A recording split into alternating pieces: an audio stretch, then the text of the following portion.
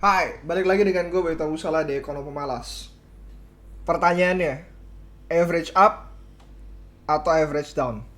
So, apparently gue kemarin sempet gue masukin juga ke podcast gue yang sebelumnya. Gue ketemu dengan Pak Bambang. Pak Bambang ini menurut gue legend lah.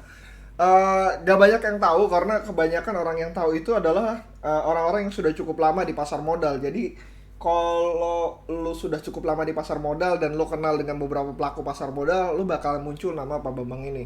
Tapi kalau misalkan nggak dalam sudah investasi cukup lama di pasar modal tapi nggak pernah ketemu Pak Bambang, berarti lu bukan dalam lingkar orang-orang pasar modal. Dalam artian lu bukan sekuritas, lu bukan aset manajemen, atau lu bukan uh, yang bekerja di dalamnya.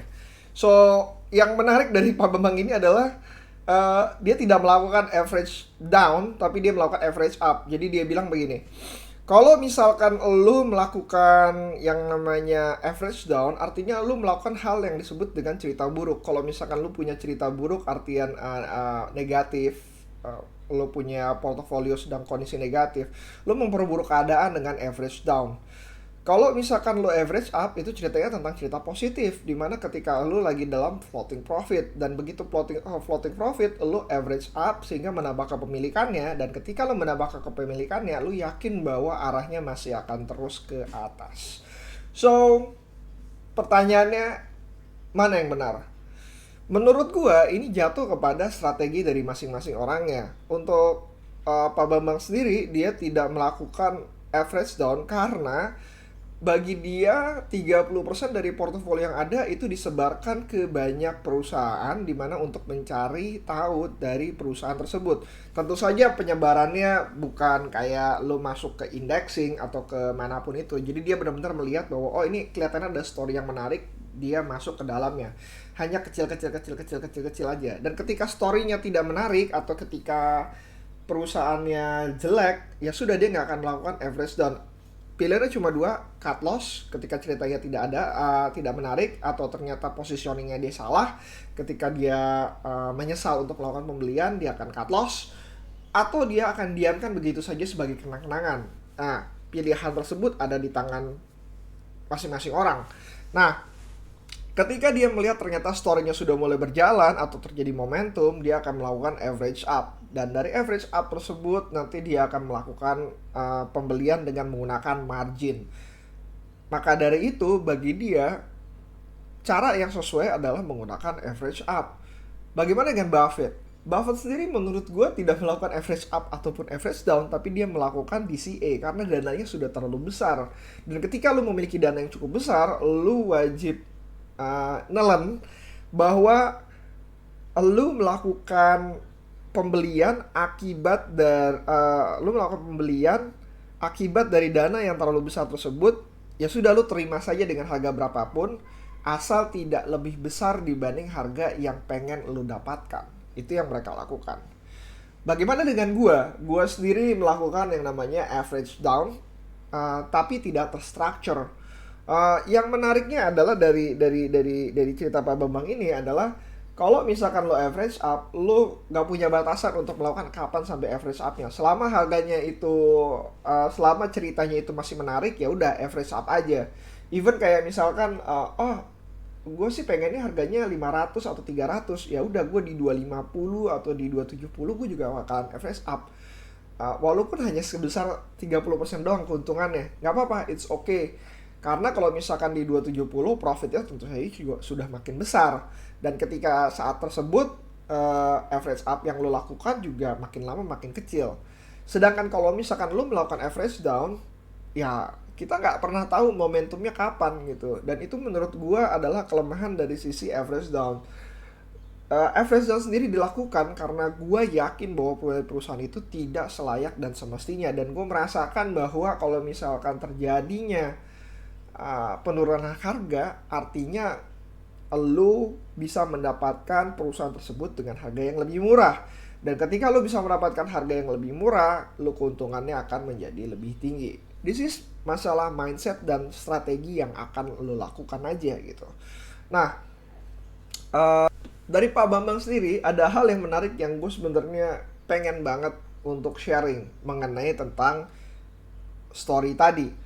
Ketika lo melakukan average down, Pak Bambang mengatakan jauh lebih baik ketika lo salah posisi turun 1-2%, lo jual aja dan lo pikirkan lagi apakah lo mau masuk ke dalamnya dibanding lo melakukan average down.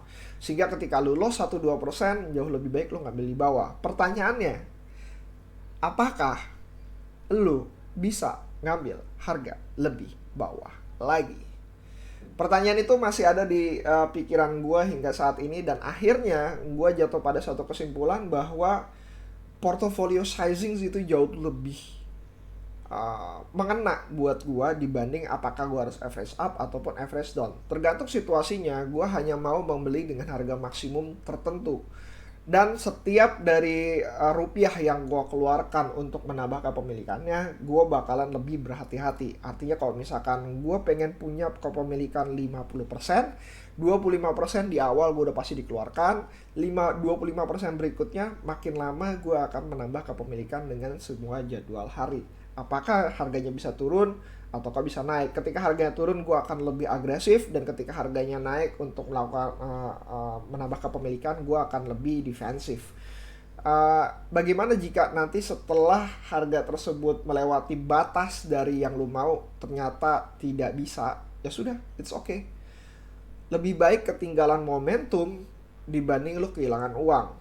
Dan itu yang gue pelajari dari pembicaraan kemarin dengan Pak Bambang, bahwa momentum itu penting, tapi jauh lebih penting lagi lu tidak kehilangan uang. Gak perlu semuanya lo bisa dapatkan, gak perlu semuanya lo bisa lalui atau lewati. Yang penting asal lo yakin dengan perusahaannya, asal lo yakin dengan story-nya, lo bisa mendapatkan keuntungan dari hanya 1 hingga 3 saham per tahun. Gak perlu banyak-banyak, 1-3 tahun per tahun itu sudah lebih dari cukup. Bahkan lo bisa berbagi dengan sesama yang lain. Nah, final note dari gue akan melakukan yang namanya average up kemungkinan besar, dan gue akan memasukkan ini sebagai salah satu cara gue untuk menambah pundi-pundi keuntungan, yaitu dengan menggunakan margin. Dan gue ngerasa penggunaan margin ini lebih cocok kalau misalkan lo melakukan averaging up. Dan ketika lo masih suka dengan story-nya, lo masih tahu bahwa story tersebut masih akan berjalan, dan lo merasa bahwa keuntungan yang lo dapatkan masih kecil, position sizing jangan dirubah, tapi lo akan menggunakan yang namanya margin tersebut. Dan tentu saja dengan adanya margin berarti adanya keuntungan tambahan serta kerugian tambahan. Dan disitulah lo mulai berhitung apakah margin yang lo gunakan itu baik atau tidak. Dan bagi gue ini adalah awal mula gue untuk melakukan margin di Indonesia, ataupun segala sesuatu yang dilarang oleh Warren Buffett, Munger, ataupun Bohnis Pabra, yaitu menggunakan margin.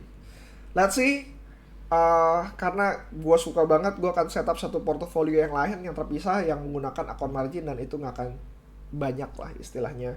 Dan gue akan keep in touch dengan portofolio tersebut, apakah bisa lebih bagus atau ternyata malah memperburuk portofolio secara keseluruhan. Oke, that's it tentang averaging up dan averaging down. Kalau ada pertanyaan, lu bisa masuk ke bayutabusala@gmail.com, email aja, gue bakalan balas, atau lu DM aja gue di instagram.com/@bayutabusala, and let's discuss. Final note, see you again next time, bye.